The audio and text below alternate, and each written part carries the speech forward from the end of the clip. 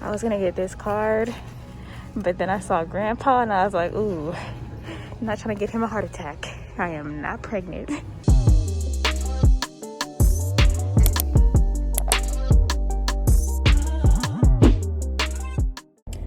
Buenos tardes, or is it buenas tardes? Good afternoon. Voy a la tienda a comprar un regalo por mi padrastra porque su cumpleaños es el 1 de febrero. So yeah, I'm just going to Target to get him a birthday card so I can send it and so he can get it on time. Es la una. So hopefully I get back by like 2 o'clock. I was gonna get this card, but then I saw grandpa and I was like, ooh, I'm not trying to get him a heart attack. I am not pregnant.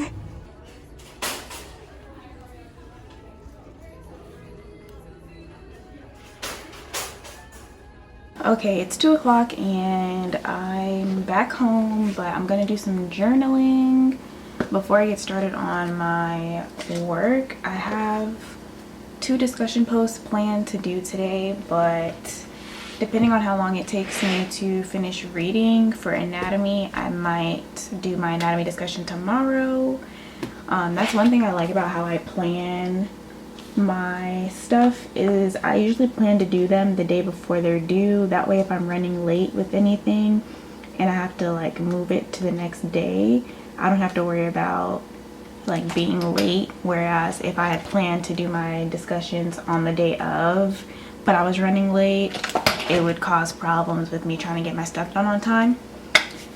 So let's see what I have to do. I'm going to show you what my discussion post looks like, and then I'm going to show you what how I usually plan my posts. Okay, so here's my dashboard, and as you can see, tomorrow my anatomy and my psychology discussions are due.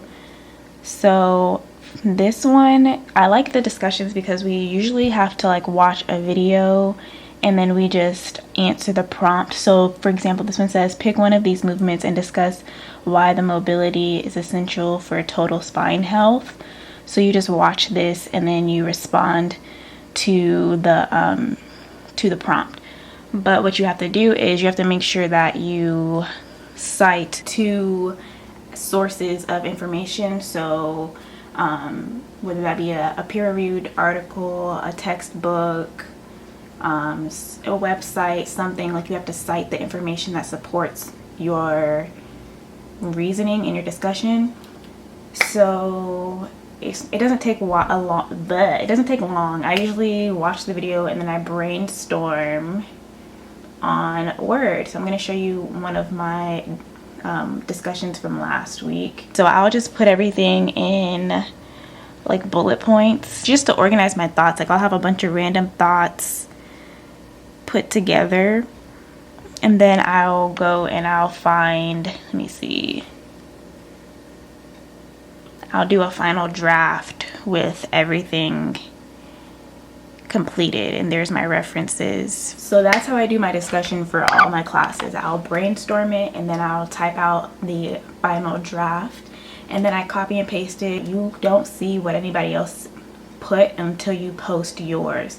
So once you post yours, you can see what everybody else says, which I like because now you don't have to worry about the teacher. Like if you have the same thing as somebody else, it doesn't look like you just copied off of them.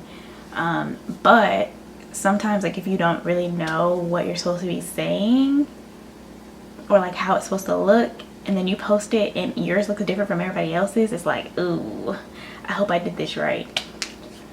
So yeah, I'm gonna finish reading for anatomy. I didn't finish reading. I only read half of what I was supposed to read, so I'm gonna do that today. Tonight I'm going to read for nutrition, or listen to nutrition. If you saw my last video, you know what I mean. And then I'm gonna work on my discussions for anatomy and psych. Oh, something I forgot to tell you is that for whenever I am doing an assignment like reading, I like to do the Pomodoro technique. I think mine might be a little bit different than the original way, but what I do is I set a timer on my iPad for 30 minutes. So I'll do my timer for 30 minutes, and then for 30 minutes I'll read, and then when the 30 minutes is up, I'll take a 5-minute break, and then after the 5-minute break I'll go back and I'll read for another 30 minutes, and then when that's up, I'll take a 10-minute break and then go back to reading for 30 minutes, and then I'll take a 15-minute break, go back to reading, and I'll work my way all the way up to a 30-minute break, and then I'll go back to reading, and then I start over with 5-minute breaks. Sometimes after 30 minutes I'll take just an hour, like a break in general for however long, and then come back to reading. But that helps me because I have a short attention span, so it helps me to read and then take a break, read and then take a break. So that's how I get my reading done.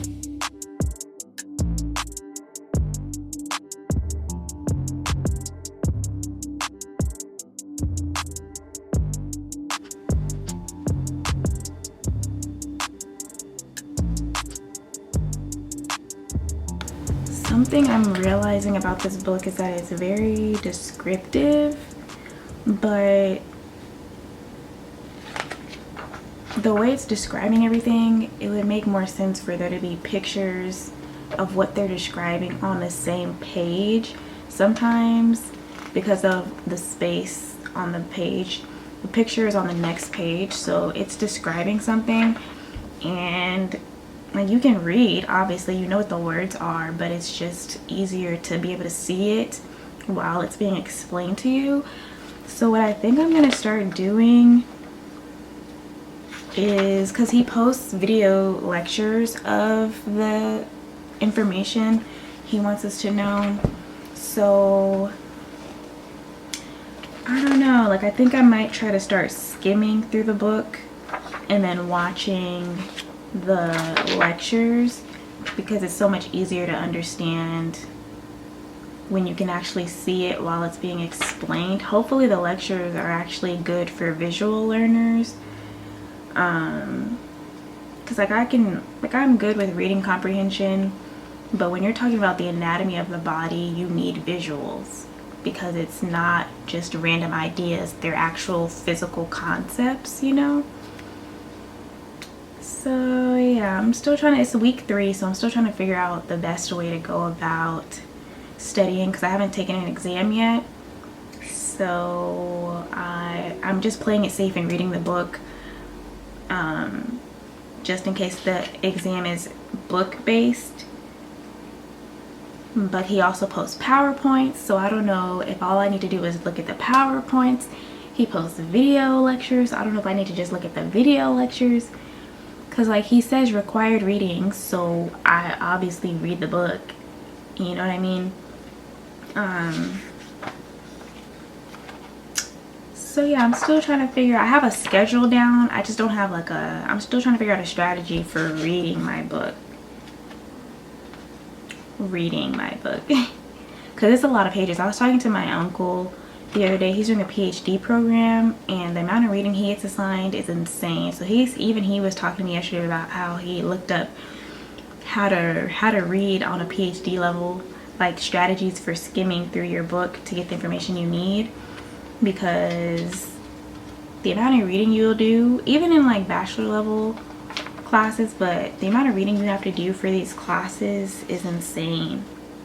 And for it to be such descriptive reading anyways, I feel like it would just make sense to watch something or look at a PowerPoint where there's pictures and descriptions, you know what I mean? So we're figuring this out. We're figuring it out.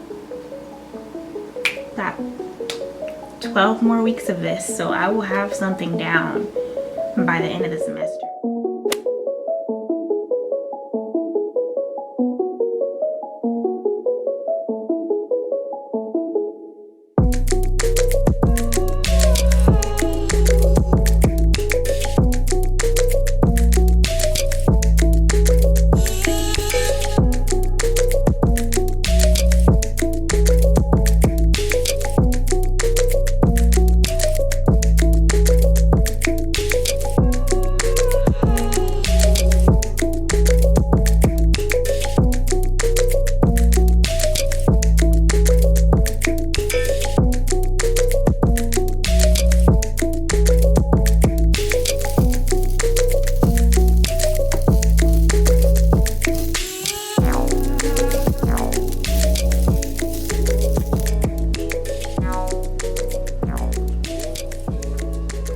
Okay, that's it for today's video. I'm just gonna finish my discussions for the rest of the day, and tomorrow I'll be doing a study date with Mira at a coffee shop. If you've seen my college vlogs from when I was at UCA, you remember Mira, so that's gonna be fun. I look like I just got back home because I did. I went with my dad to go pick up my sister from school because I like to get out of the house every now and then. But yeah, make sure you check out the playlist. The playlist will have every single day for this week. So by the end of the week, the playlist will be complete. If you missed yesterday, it's right here. Or is it right here? It's right here. So feel free to check out yesterday's video. And I'll see you guys next time.